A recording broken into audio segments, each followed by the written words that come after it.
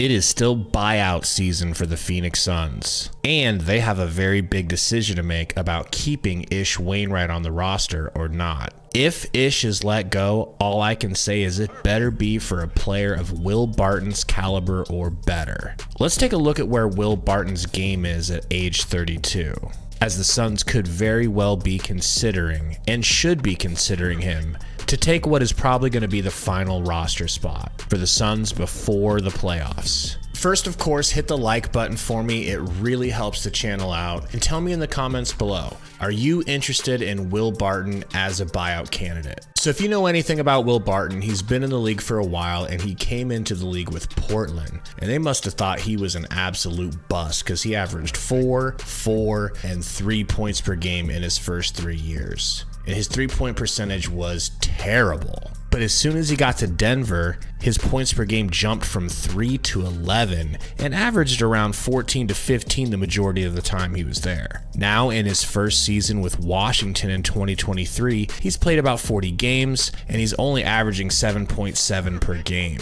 It just doesn't seem like it was the right fit, as he's only getting 19.6 minutes per game. The last 3 years with Denver, he was averaging over 30 per game. In my opinion, 32 years old is not that old for an NBA player, although I understand it is a younger man's game. But we are talking about a 2 to 3 year run with Kevin Durant, so his age is not really an issue for me. Will is not just a catch and shoot 3-point shooter either. He can pretty much do anything offensively, and at 6'5", he offers nice height and length at the position. I think paired with Terrence Ross and TJ Warren coming off the bench, this would be a nightmare for the opposing defense. Just like Terrence Ross, he's averaging 38% from 3, which is up 3% from his career of 35%. And yes, he's taking half as many threes this season at 3.4, but D. Lee is taking 3.8 threes per game for the Suns,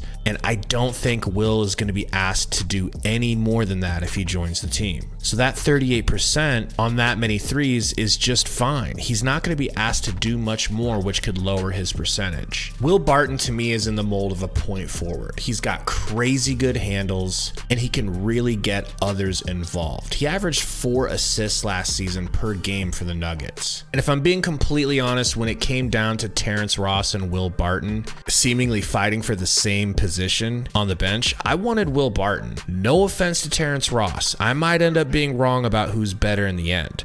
But Will has just been one of those players that I have admired from afar over the years.